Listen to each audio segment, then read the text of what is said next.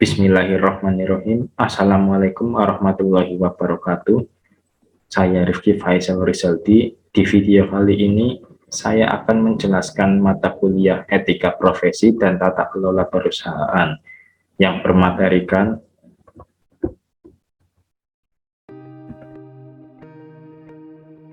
pengungkapan dan transparansi pengendalian internal.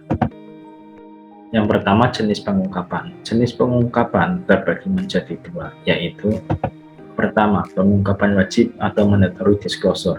Pengungkapan wajib merupakan pengungkapan minimum yang disyaratkan oleh peraturan yang berlaku. Peraturan tentang standar pengungkapan informasi bagi perusahaan yang telah melakukan penawaran umum dan perusahaan publik, yaitu Peraturan Nomor 8.G.7 tentang pedoman penyajian laporan keuangan.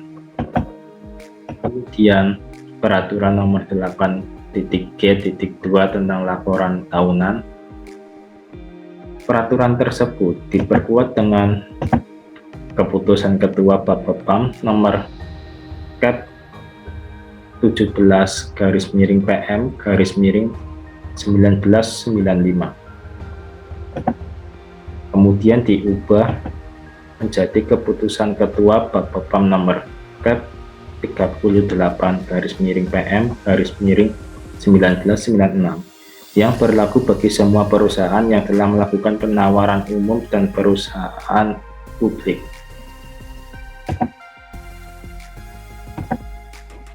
Yang kedua adalah pengungkapan sukarela atau voluntary disclosure. Salah satu cara meningkatkan kredibilitas perusahaan adalah melalui pengungkapan sukarela secara lebih luas untuk membantu investor dalam memahami strategi bisnis manajemen. Pengungkapan sukarela merupakan pengungkapan butir-butir yang dilakukan secara sukarela oleh perusahaan tanpa diharuskan oleh peraturan yang berlaku.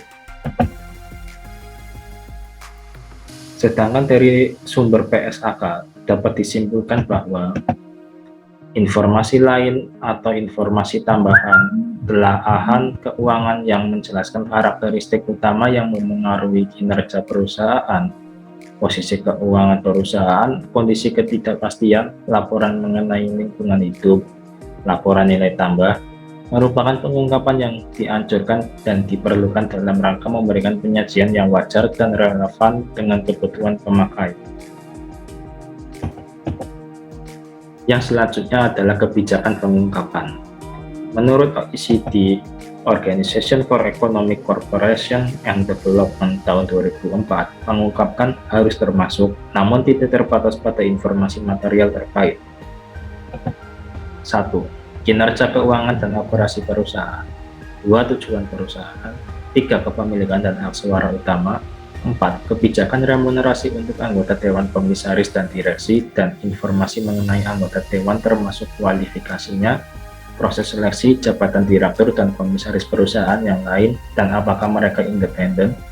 5. Transaksi pihak berelasi. 6. Faktor-faktor resiko yang diketahui. 7. Isu terkait karyawan dan pemangku kepentingan lain. 8. Struktur dan kebijakan tata kelola, terutama kode atau kebijakan tata kelola yang ada dan proses implementasinya. Selanjutnya, prinsip comply or explain terhadap corporate governance code. Idealnya, perusahaan publik harus mengungkapkan dalam laporan tahunan pernyataan mengenai bagaimana perusahaan menerapkan SIGI kode sehingga memungkinkan pemegang saham untuk mengevaluasi bagaimana prinsip-prinsip tersebut telah diterapkan. Pernyataan apakah perusahaan publik telah mematuhi atau tidak mematuhi semua prinsip dalam SIGI kode tersebut selama satu periode tahun buku. Perusahaan harus mengungkapkan alasan mengapa perusahaan tidak mematuhi SIGI kode tersebut. Salah satu negara yang sudah mewajibkan hal tersebut adalah Inggris. Di Indonesia, sampai saat ini belum ada kewajiban melaksanakan prinsip comply or explain tersebut. Namun, OJK merencanakan untuk menerapkan ketentuan tersebut. Selanjutnya adalah peran pengendalian internal dan manajemen risiko dalam mengurangi konflik keagengan dan penegakan GCG. Pengendalian Internal Committee of Sponsoring Organizations of the Treatway Commissions tahun 2013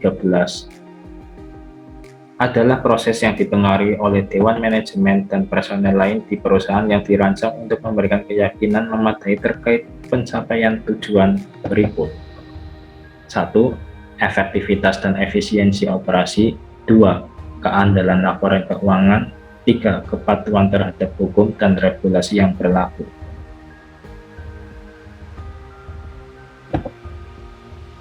Pengendalian internal terdiri dari 5 komponen yang terintegrasi, yaitu: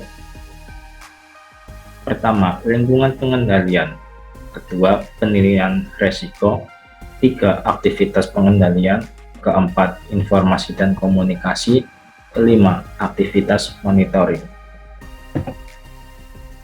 Yang selanjutnya, peran akuntansi profesional. Akuntan manajemen mempunyai peranan dalam menyiapkan laporan keuangan sesuai dengan standar akuntansi yang berlaku, serta memastikan perusahaan menyampaikan informasi yang transparan, akurat, dan tepat waktu ke pemegang saham dan pemangku kepentingan. Selanjutnya, akuntan manajemen membantu direksi dan satuan tugas terkait dalam merancang dan mengimplementasikan sistem informasi dan sistem pengendalian internal yang mendorong keterbukaan terhadap pemegang saham. Akuntan publik pada saat melakukan audit juga melakukan pengujian atas pengendalian internal dan memberikan rekomendasi perbaikan yang diperlukan.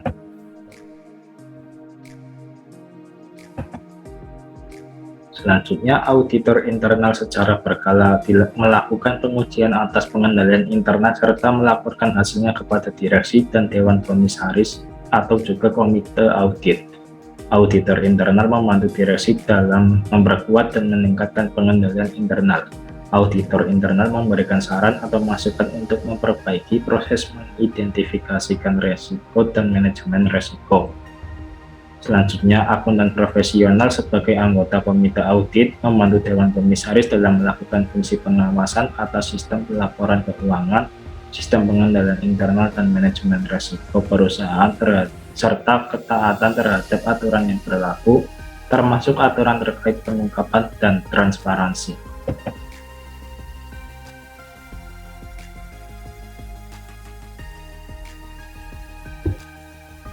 Sekian penjelasan materi dari saya tentang pengungkapan dan transparansi pengendalian internal. Semoga apa yang dijelaskan tadi menjadi tambahan ilmu bagi kita semua. Terima kasih, kurang lebihnya saya mohon maaf. Sampai jumpa di lain waktu. Wassalamualaikum warahmatullahi wabarakatuh.